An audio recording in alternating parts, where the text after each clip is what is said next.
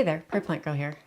Today I'm going to be starting my geranium seeds. So I'm now 12 weeks before my average last frost date, and geranium seeds need to be started quite early. They take a long time to get going. So this is a good time to do it. A little sooner wouldn't have hurt either, but this will work as well. And I have seeds here from my geraniums that I grew last year, which were Ringo 2000 Rose Star. So I grew those from seed last year. They were a Vessi seed, and I collected the seeds off of them, and I'm going to try and grow them from my own seeds, and we'll see what we get this year. Probably different colors and varieties, so it should be fun to see what happens with them. So I have a lot of fluffies on here. When you collect geranium seeds, they have very fluffy little seed that'll catch in the wind and disperse them all around. So the seed is right on the very end, and then it has this fluffy thing on the other end there to disperse in the wind. So you could go through and pull this fluffy thing off of all of them. I'm not sure I have the patience for that, but then you'd be left with just the seed. And then you just want to plant them. They need to be covered. Geranium seeds need complete darkness. So let's see, I'll try and, oh, that one doesn't want to come off. So they need complete darkness. So I'm just going to try and put a couple, I might even try and get 3 in each cell because these are collected seed, and I'm just not sure how amazing the seed is.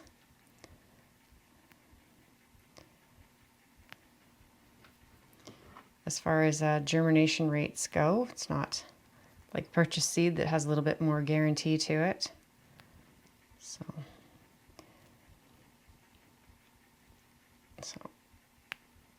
I am trying to pull these little fluffy things off. They just can cause more chance of something to kind of rot or create mold or something. So you don't have to pull them off, but the ones that are popping off fairly easily, I'm just popping them off. And like I said, just 3 to a cell here.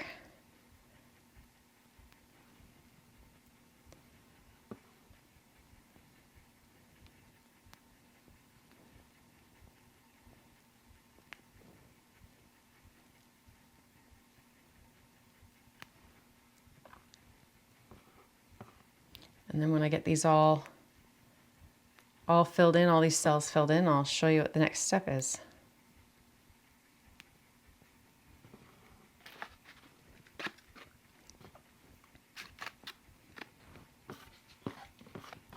Okay, so I got, I think three, maybe 4 even, in all of these little cells here. And I'm just going to give them each cell just kind of a little pat down, just to put a little space for some soil on top. I don't want to like tap the soil real hard and compact it, but I'm just kind of making a little indent where the seeds are sitting. And then I'm going to open up my soil here. And like I said, these need darkness to germinate, so you just want to cover them up so they'll have darkness.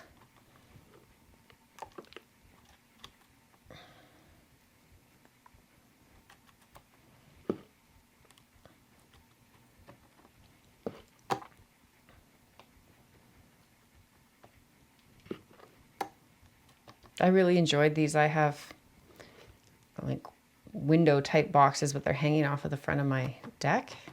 And I really liked the geraniums in there. They filled them in quite nicely. And the Ringo Rose Star are kind of a bright, dark pink kind of color, and they're quite lovely.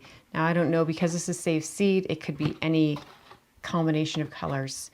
It's not guaranteed to be that same color, but it'll be fun to see what we get. I'm going to put a little bit of vermiculite on top, just to kind of help with moisture levels. Just helps to regulate that moisture. And then I'll just spray it.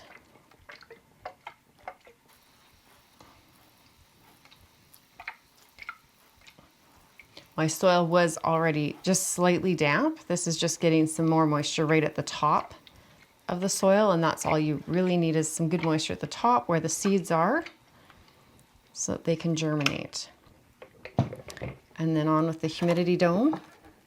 I'm gonna make sure it's closed up. So now geranium seeds, they say it's essential to have some bottom heat. So I have heat mats down just on the one shelf down below there. So I'll set them on the heat mats, and the heat mat will stay on 24 hours a day until I have germination.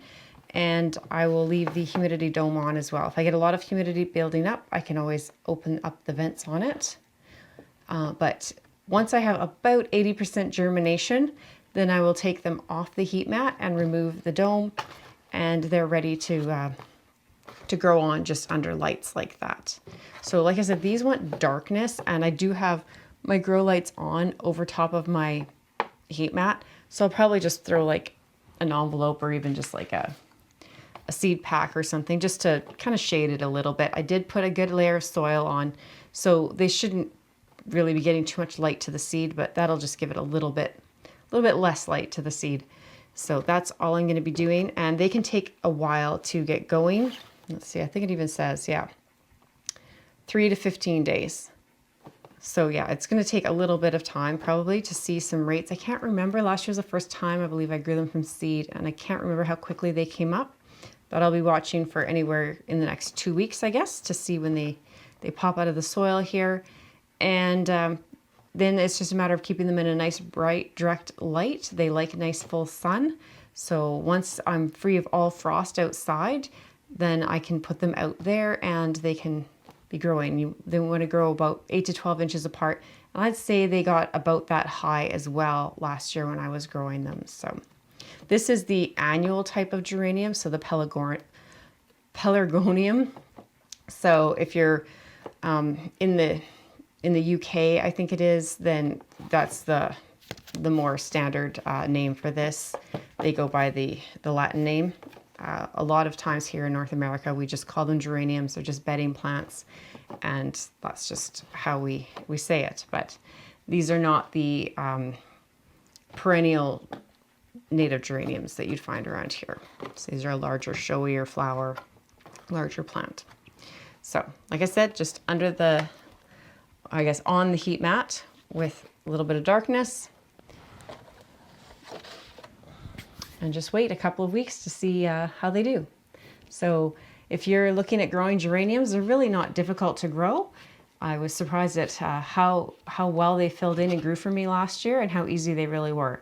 So give them a try if you've ever had an interest in it, and let me know how you did down below. Thanks for watching, and we'll see you next time. Bye.